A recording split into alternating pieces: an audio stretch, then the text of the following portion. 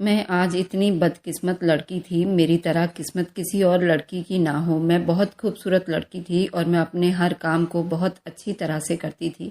मेरी उम्र 18 साल की हो गई थी।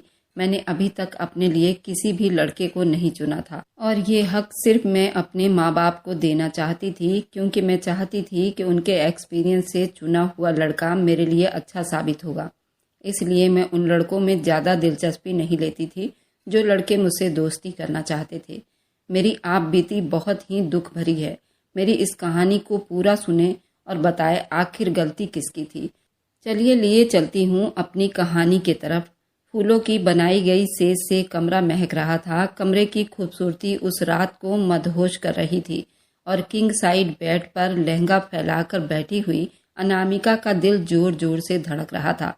उसके चेहरे पर एक अनजानी सी उदासी थी, जबकि ये वक्त खूबसूरत था, लेकिन फिर भी वह अपने आने वाले पल से ज्यादा अपने बीते हुए कल पर उदास थी। सबसे ज्यादा अपने पापा के लिए। उन्होंने उसके सर पर हाथ रखते हुए उसे नम आंखों से देखते हुए उसके लिए भगवान से प्रार्थना की थी।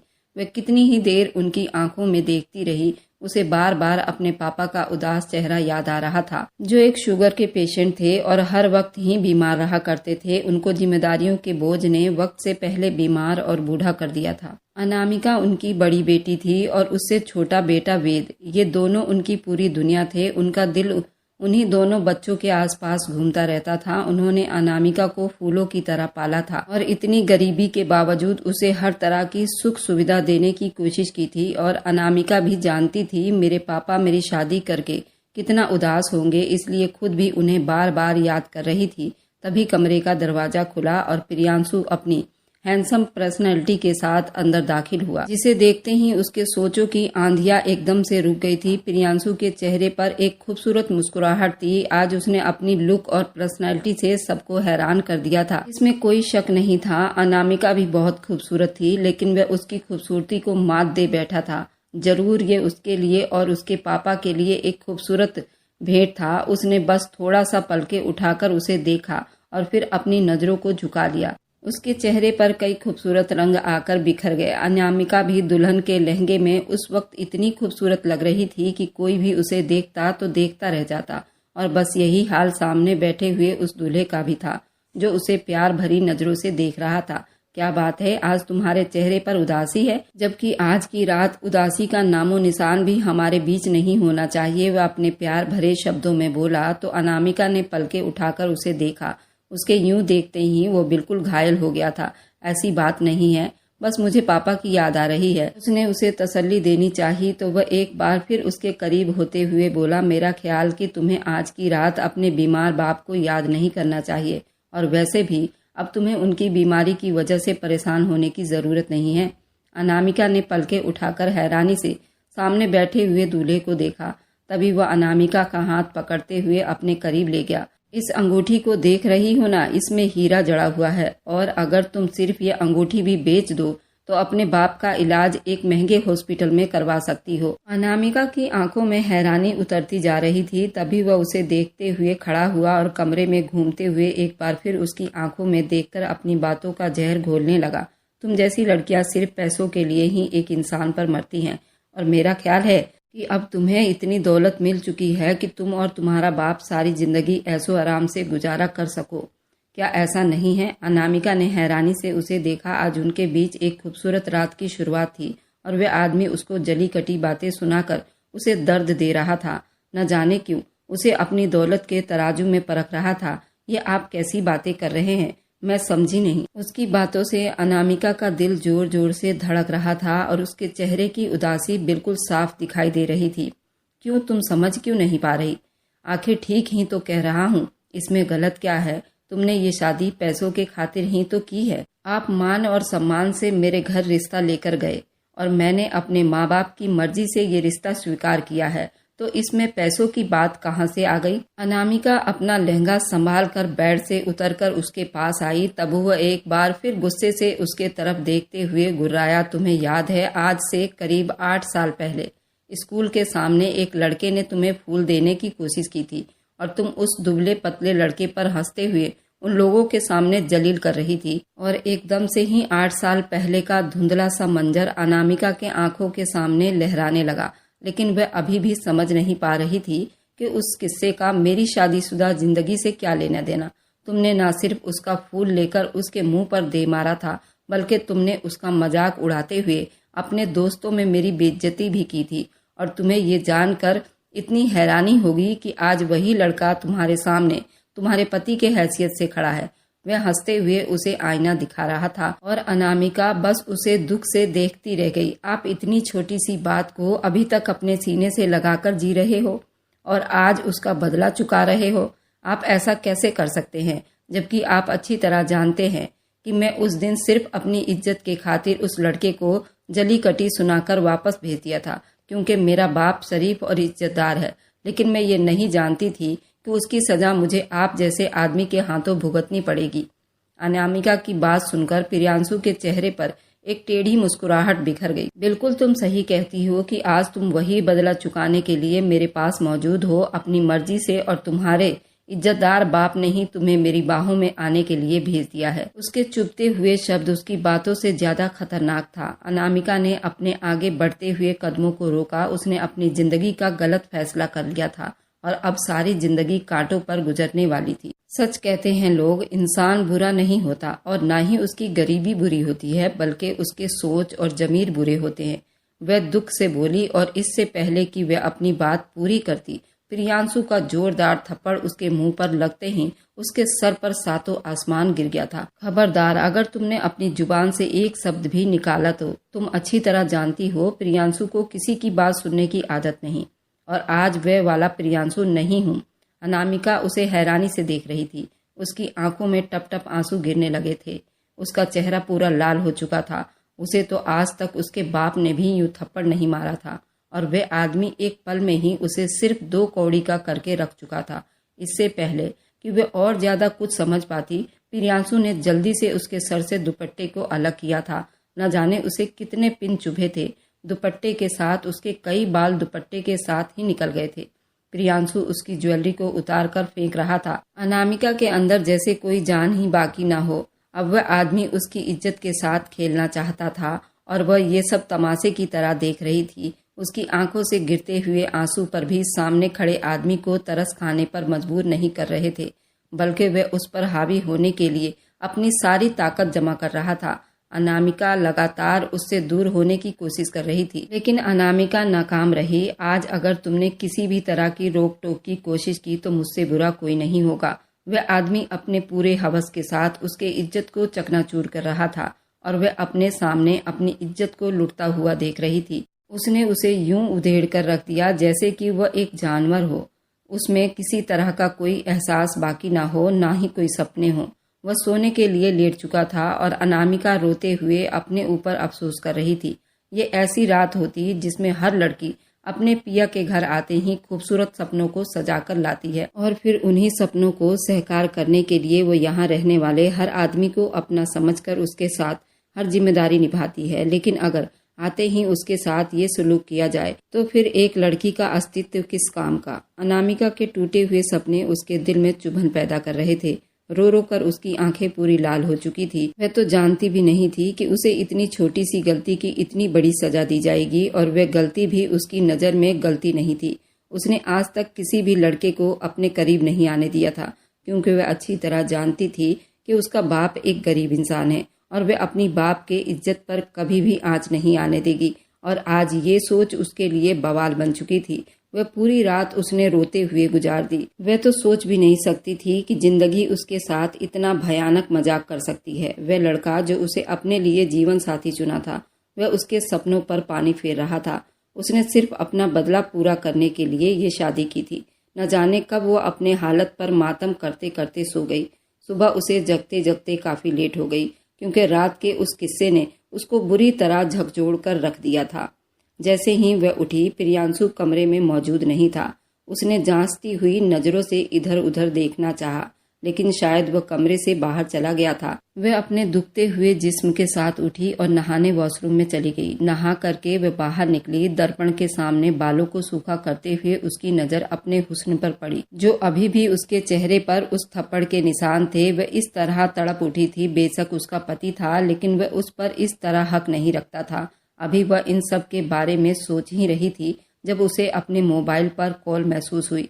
जिस नंबर से कॉल आ रहा था उसे देखकर अनामिका के चेहरे पर एक मुस्कान सी फैल गई थी, क्योंकि उसके छोटे भाई वेद का फोन आ रहा था। नाम देखकर उसने हाथ बढ़ाते हुए कॉल अटेंड किया तो उसने वेद ने बात की और फिर उसकी सहेली को फोन पकड़ा दिया। शिवानी उसकी बहुत अच्छी दोस्त थी, उम्र में सबसे बड़ी और काफी मशहूर थी। कैसी हो अनामिका?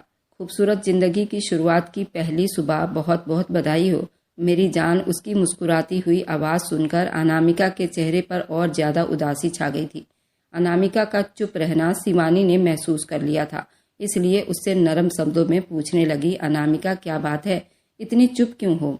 शिवानी, ये मेरी जिंदगी की खूबसूरत शुरुआत नहीं है, बल्कि ये ऐसी शुरुआत है जो मुझे बर्बाद करके रख देगी। अनामिका की बात सुनकर शिवानी चौंक गई थी। प्रियांशु तो बहुत अच्छा लड़का था और शादी वाले दिन तो अनामिका तुम बहुत खुश नजर आ रही थी, और अब वह इतनी टूटी हुई और अकेला महसूस कर रही थी। फिर जैसे ही अनामिका ने उसे सारी बात बता दी तो वह हैरान होकर सारी बात सुनती रही। उसके दिल में बड़ा अफसोस हुआ था कि एक पढ़ा लिखा आदमी इस हद तक नीची हरकत करेगा, लेकिन अब कुछ नहीं हो सकता था। अनामिका के पापा की तो पहले ही तबीयत खराब रहा करती थी और वे अच्छी तरह जानती थी कि अनामिका उनकी लाडली बेटी है। अगर वह ये सब कुछ सुनेंगे तो एक पल के लिए भी बर्दाश्त नहीं कर पाएंगे। इसलिए अनामिका को समझाते हुए कहने लगी, अनामिका, हो सकता है कि उसने बदले की आग में बस एक थप्पड़ मारा हो। मुझे नहीं लगता अगर उसने तुमसे बदला ही लेना होता तो वह तुमसे शादी ही क्यों करता। उसने तुम्हें अपनी पत्नी बनाया है और वो भी पूरी दुनिया के सामने स्वीकार भी किया है। मुझे लगता है कि वह उसका बदला पूरा होने के बाद उसे एहसास जरूर होगा, और एहसास जुर्म मोहब्बत से ज्यादा गहरा होता है। वह तुम्हें पहले से भी बढ़कर चाहेगा, लेकिन तुम्हें सब्र रखना होगा। और वह अनामिका को बड़ी बहन की तरह समझा रही थी, और वह उसकी बात सुनकर उसके अंदर एक उम्मीद की किरण जाग उठी थी। हो सकता है कि उस आदमी ने केवल अपना गुस्सा निकाला हो, अब वह तुम्हें सॉरी बोलकर मना लेगा। कुछ भी हो सकता है। उसे फिलहाल उस आदमी के बारे में कोई भी गलतफहमी नहीं रखनी चाहिए। वह जल्दी से मोबाइल रखते हुए तैयार होने लगी। उसका इरादा था कि वह बाहर जाकर सबके साथ नाश्ता करेगी। हो सकता है कि प्रियांशु भी नाश्ते की टेबल पर मिल जाए। अंदर ही अंदर वह देर से उठने की वजह से खुद पर अफसोस भी कर रही थी। तभी उसके कमरे के दरवाजे पर किसी की आने की आहट हुई। उसने उठकर दरवाजा खोला तो उसकी सास राजपति मुस्कुराते हुए उसे देख रही थी। आप दोनों ने उठने में काफी देर कर दी, तो मैंने सोचा कि नाश्ते के लिए बहू के कमरे में जाकर कह दूं, क्यों ना आज सब मिलकर ही नाश्ता कर लें। अपनी सास की बात सुनकर एक मुस्कुराहट उसके होठों पर फैल गई थी। लेकिन मम्मी जी, वह तो चले गए हैं, मैं अभी तैयार होकर आती हूँ। क्या मतलब? कहाँ चला गया प्रियांशु? सास की आंखों में सवालिया निशान देखकर वे एक बार फिर अटक गई। मम्मी जी, प्रियांशु तो मेरे उठने से पहले ही नीचे चले गए थे। ठीक है, तुम तैयार हो जाओ, मैं देखती हूँ। वह ये कहकर वापस लौट गई और वह सोचती हुई तैयार होने लगी। आखिर वह इतनी सुबह कहाँ जा सकता है? उसे तो लगता था कि शायद वह नाश्ते के लिए अपनी माँ के पास चला गया है, लेकिन वह वहाँ भी नहीं था। हल्का फुल्का तैयार होने के बाद वह नीचे आई।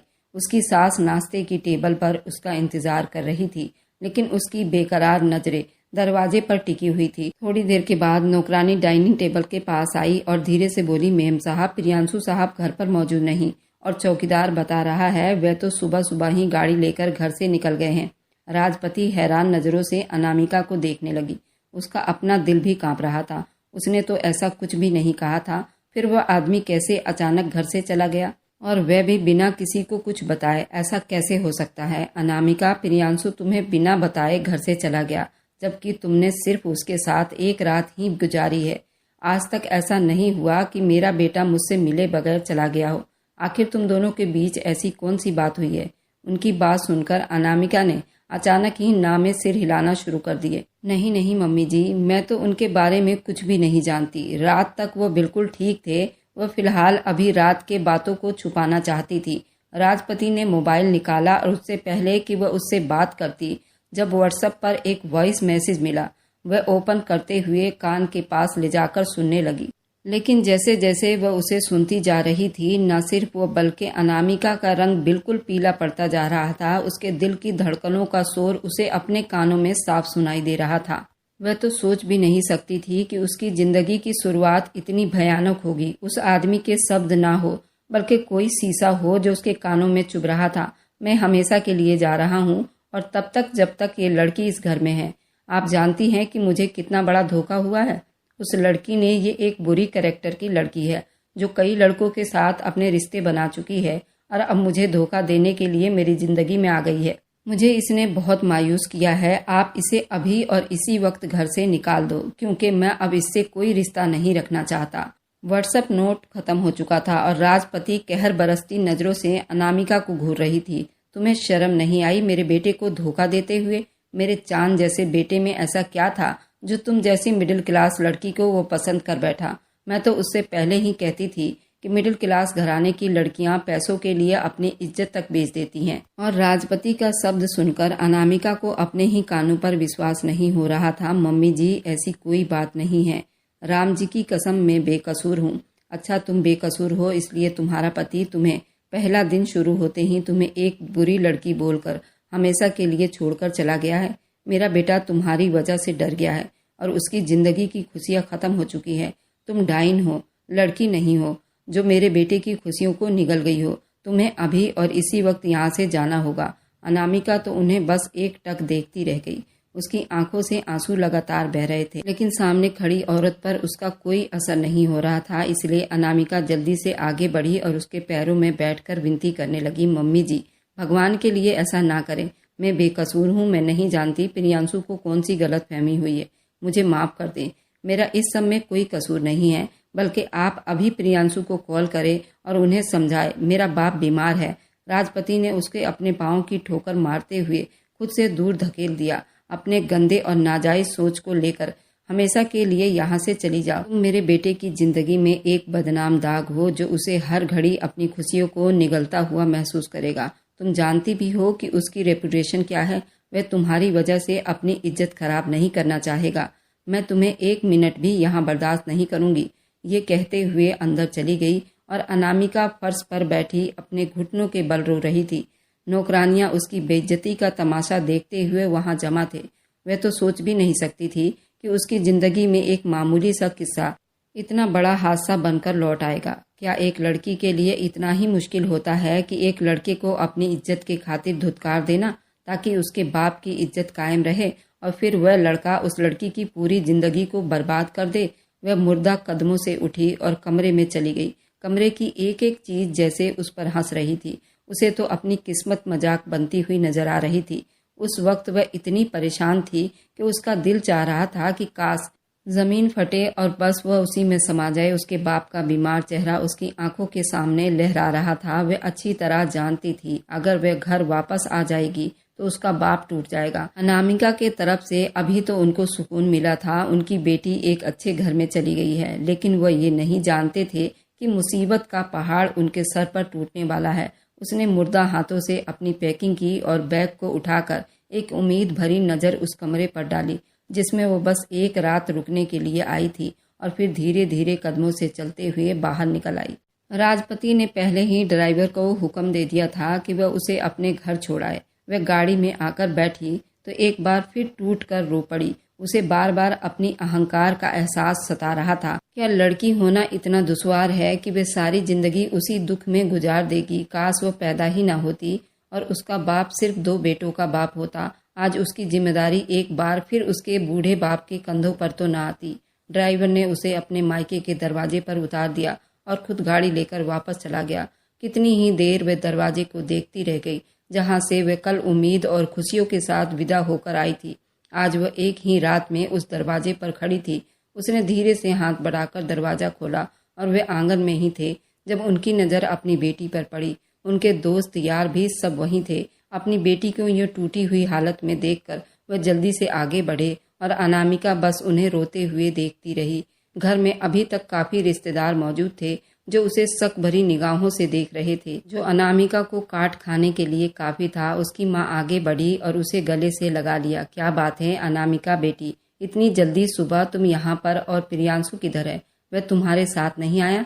माँ, उस आदमी ने हमारे साथ धोखा किया है। उसने बस एक रात के लिए मुझे अपनी दुल्हन बनाई थी और मुझसे अपना बदला ले लिया, क्योंकि मैंने कुछ साल पहले उसे अपमानित किया था। उसे मुझे सबके सामने प्रपोज किया था और मैंने उसका प्रपोजल एक्सेप्ट नहीं किया था। मैंने कहा था कि मैं अपने माँ बाप की मर्जी से शादी करूंगी और मुझे ये सब बातें अच्छी नहीं लगती। मम्मी, उसने मुझे गलत लड़की कहकर अपने घर से निकाल दिया है। आप यकीन करें, आपकी बेटी बेकसूर है। वह रोते हुए अपनी माँ को सब कुछ बता रही थी और रंजीत साहब तो अपना दिल थाम कर वहीं बैठते चले गए। घर में मौजूद मेहमानों के बीच कानाफूसी शुरू हो गई। सभी जानते थे रंजीत साहब ने अपनी बेटी की शादी अमीर घराने में की है। वही लोग जो कल तक उसकी किस्मत पर नाज कर रहे थे, अब उसे शक भरी निगाहों से देख रहे थे कि अनामिका की किस्मत सच में कितनी बुरी है। आज उसे यूं देख रहे थे जैसे सारी गलती उसी की हो। आखिर वे तो उसके पिता थे और उनको तो मालूम ही होगा उनकी लड़की ऐसी नहीं है जो उसने एक रात में ही इसे वापस भेज दिया। बिना वजह कोई क्यों अपनी पत्नी को गलत साबित करेगा? उसका कैरेक्टर ठीक नहीं है। हो सकता है इसमें सारी अनामिका की ही गलती हो। मैं तो पहले ही रंजीत भाई को कहती थी, लड़कियों को इतनी छूट नहीं देनी चाहिए जितनी उन्होंने अपनी बेटी को दे रखी थी। अब नतीजा देख लिया ना, उस लड़की ने बाप का सर झुका दिया है हमेशा के लिए। जितने मुंह उतनी बातें थी। लोग तो बातें बना बना कर वापस चले गए, जबकि रंजीत साहब की तबीयत हद से ज्यादा बिगड़ चुकी थी। वह कैसे भूल सकते थे कल कितने अरमान से उन्होंने अपनी बेटी की शादी की। वे लोग जब रिश्ता करने के लिए आए तो कितने अच्छे बनकर दिखा रहे थे। वे लड़का तो जैसे उनके कदमों में बैठा जा रहा था। यही सब कुछ देखते हुए उन्होंने अपनी बेटी की शादी कर दी। उन्हें किसी भी हीरे और जेवर से कोई मतलब नहीं था, ना ही वह उनकी बड़ी बड़ी गाड़ियों और बंगलों को देखकर अपनी बेटी को ब्याहा था। उन्होंने तो सिर्फ अपनी बेटी की खुशियां देखी थी और भगवान को शायद मेरी खुशियां ही अच्छी नहीं लगी। उन्होंने आज तक किसी की बेटी के लिए कोई अपशब्द नहीं निकाले थे। फिर उनकी बेटी के साथ ये सब क्यों हुआ था? उन्हीं सोचों की वजह से उन्हें दिल का अटैक हुआ था और उन्हें हॉस्पिटल ले जाया गया, जिससे उनकी तबीयत काफी हद तक ठीक हो चुकी थी। लेकिन वे अब चल फिर नहीं सकते थे। अनामिका का तो रो रो कर बुरा हाल हो रहा था। वह तो सोच भी नहीं सकती थी कि उसकी जिंदगी यूं तबाह होकर रह जाएगी। शिवानी उससे मिलने के लिए आई तो उसके गले लगकर रो पड़ी। शिवानी ने अपनी सहेली को तसल्ली और दिलासे दिए। सिर्फ वही तो एक लड़की थी जो उसके दिल के दर्द को समझती थी। उसका भाई अभी बहुत छोटा था, इतना बड़ा नहीं हुआ था कि घर की समस्याओं को समझता। प्रियांशु ने तो उसकी जिंदगी को एक ही दिन में बर्बाद कर दिया। ऐसे बदले की आग में मोहब्बत करने वाले और शादियां करने वाले इंसान क्या जाने कि एक बेटी एक बाप के लिए क्या हैसियत रखती है। कभी उसके किरदार पर उंगली उठाकर उसे गलत ठहराया जाता है, तो कभी उस लड़की होने की सजा दी जाती है, कभी अपना गुलाम बना दिया जाता है। कितनी ही लड़कियों के चेहरे पर तेजाब गिराकर उनकी खूबसूरती को हमेशा के लिए नोच डाला जाता है। कितनी ही लड़कियां लड़कों के हैवानियत और दरिंदगी का निशाना बन चुकी हैं। दुनिया कब इस बात को स्वीकार करेगी? औरत बिना कुछ भी नहीं है। वह उस वक्त फ्लैट में अपने दोस्तों के साथ मौजूद था जब उसे राजपति की कॉल आई। उसने उस लड़की को पलटकर देखने की भी हिम्मत नहीं की थी। उसे भी तो अच्छी तरह पता होना चाहिए था आखिर प्रियांशु क्या चीज है। वह आज तक वह दिन नहीं भूला था जब उस लड़की ने उसका प्रपोजल एक्सेप्ट नहीं किया था। वह अच्छी तरह जानता था कि वो सारी जिंदगी अपने बाप के चौखट पर बैठी रहेगी और मर्द की मोहब्बत को तरसेगी।